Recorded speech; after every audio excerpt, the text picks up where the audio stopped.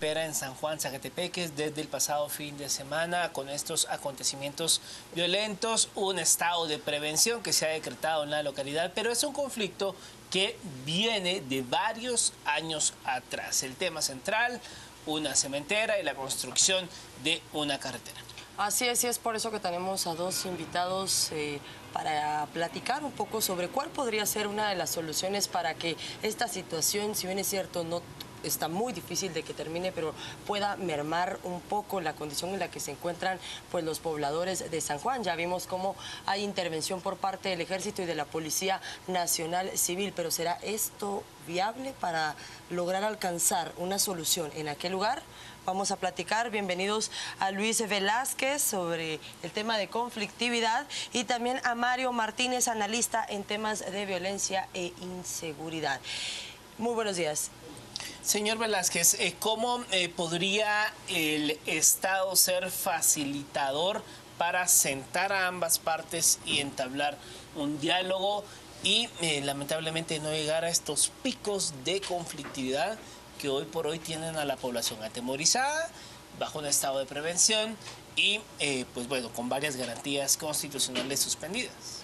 Bueno, primero, muchas gracias por la entrevista. Tendríamos que dimensionar lo que realmente está ocurriendo, que muy poca gente lo entiende. Se firmó la paz en el año 96, pero no se terminó la guerra, y eso fue en el marco de la Guerra Fría y en un conflicto armado de 36 años. Lo que estamos viviendo ahora es lo que los expertos denominan una guerra de cuarta generación.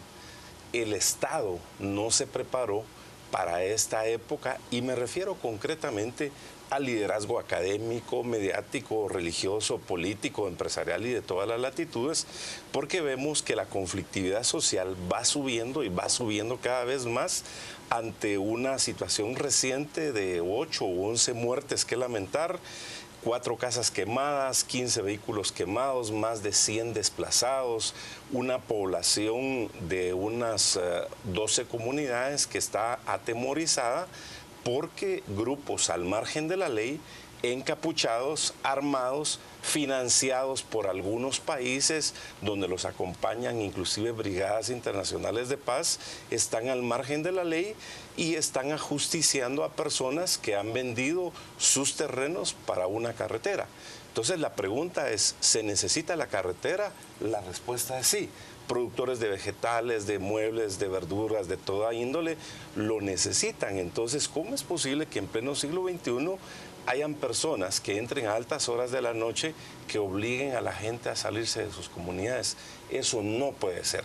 ¿Hay solución? Sí hay solución, pero definitivamente esto tiene que llevar 3 elementos fundamentales. En este momento me parece que la etapa de diálogo ya se agotó. Creo que en este momento lo que tiene que imperar es un Estado de Derecho. Segundo, las comunidades realmente quieren el desarrollo. Unos pocos que a veces no son de estas comunidades, acompañados de personajes extranjeros, son los que llegan a causar este terror. Y tercero, es importante que comprendamos que este es un reto de Estado, donde todos tenemos que dar nuestro mejor aporte. Hay etapas de diálogo que sí estoy de acuerdo en distintas instancias que se debe privilegiar, pero esto tiene que ir en un desarrollo del país para que la población más pobre alcance los beneficios que realmente están necesitando. Ahora bien, el Estado de Guatemala impuso justamente ayer estado de prevención. Son 5 las garantías que quedan suspendidas. ¿Esto funcionará? Porque muchos colegas periodistas nos comentaban que prácticamente son cientos de efectivos los que se encuentran allí y los pobladores pues no están tranquilos. Incluso se hablaba de que utilizan armas blancas, se caminan por la calle con ese ambiente y con esa tensión en el rostro, esperando que exista nada más un pequeño atenuante para que ellos puedan reaccionar de manera violenta y de así defenderse. ¿Es viable un estado de prevención durante 15 días? El problema es que constantemente el Estado recurre a ese tipo de medidas cuando ya los problemas se le salen de las manos, y lo único que se hace es apaciguar por unos días el problema no se resuelve. Es decir, se baja la tensión o se crean otras condiciones para que el conflicto crezca, pero de todas formas las razones por las cuales el conflicto se dio no son atendidas. Entonces el Estado va posponiendo la resolución de los conflictos. Por ejemplo, ¿cuáles han sido los mecanismos cuando hay bloqueos, marchas y demás? El Estado establece mecanismos de diálogo, mesas de negociación, mesas de alto nivel, pero lo único que hacen es dilatar la resolución del conflicto. Es decir, el Estado no crea mecanismos e instancias que resuelvan. Es decir, crea mecanismos para dialogar, pero no para resolver. Y ese es el problema fundamental. Y un Estado debe tener varias características. Una es la capacidad de resolver, porque todos los estados tienen conflictos, pero ¿qué es lo que los diferencia? La capacidad que tienen o no de resolver conflictos, y el Estado de Guatemala no los tiene. Ahora bien, ¿cómo en medio de todo esto dilucidar? Porque hay quienes mantienen la tesis, como la que usted manifiesta, señor Velázquez, de que fueron grupos ligados a extranjeros, países cooperantes, gente ligada al CUC, la que promovió e hizo esto. Pero hay gente que dice, no, fueron los aparatos de seguridad de la empresa cementera. O sea, ¿a quién le creemos? ¿Cómo dilucidar esta situación? Bueno, la historia es muy clara. Ahí van 8 años de conflictos y van decenas de muertos. Y ustedes se podrán dar cuenta cuando salen declarando algunos que se autodenominan líderes y no sé de cosas sociales, pero ni siquiera son originarios de esas comunidades. Entonces la pregunta es, ¿qué hacen personas que son de otros departamentos? Cuando vemos que aparecen brigadas internacionales de paz, como ellos se denominan, ¿qué hacen ellos en esas áreas? Pero cuando usted habla con los alcaldes auxiliares, con los cocodes, con los pobladores, ellos son productores de vegetales, son productores de muebles, son productores de flores, ellos contribuyen a la economía y quieren sacar sus productos. Entonces, cuando uno habla con esta gente, ellos quieren el desarrollo y dicen, en la noche nos vienen a apedrear, vienen a hacer disparos, nos cortan la energía, hay como 20 talanqueras, pero los ponen unas pocas personas. Entonces, la población si quiere. Yo recurrentemente visito distintas comunidades del país y ellos, mi opinión es que sí lo quieren hacer. Ahora, coincido en que esto necesita una respuesta integral. En mi opinión, el estado de prevención sí tiene que dar un resultado porque tiene que llevar la calma y no se puede permitir que vayan a asesinar a más personas. Pero esto tiene que venir acompañado de la presencia del Estado, es decir, de la institucionalidad, que lleguen distintos proyectos en salud, en educación, en infraestructura, es decir, que la gente se sienta realmente atendida por el Estado. Ese es uno de los mayores problemas, que se ha perdido la institucionalidad en la mayoría de comunidades. Hay áreas donde hay 7 meses de que no puede entrar una autoridad. Matan a alguien y no puede entrar ni siquiera el Ministerio Público, ni los bomberos pueden entrar a sacar a una señora que está embarazada y a punto de dar a luz. Eso no puede ser, se ha perdido realmente la gobernabilidad y por eso es muy importante que todos los sectores comprendamos esa conflictividad que se está viviendo, porque no queremos llegar a como lo que está pasando en el Medio Oriente con los temas de ISIS, de la yihad, de Hamas y todo eso. Pero hacia ese camino estamos avanzando. Si no hay soluciones integrales de todos los sectores, en 4 años podríamos estar o antes ya en un conflicto armado como lo tuvimos en los años 60 o los años 70. Este conflicto lleva poco más de 5 años y ha tenido quizá este es uno de sus picos más altos, pero ha tenido también sus momentos altos, pero este quizá ha alcanzado un clímax preocupante. ¿Qué se puede esperar de los próximos meses, de los próximos años cuando vemos una situación? ¿Qué tendría que pasar? Porque en una mesa de negociación y diálogo, ambas partes tienen que ceder algo. O sea, esto es válido para una relación amorosa, económica, comercial. O sea, cuando uno se sienta en una mesa, debe ceder algo. O sea, ¿qué está dispuesto a ceder el Estado?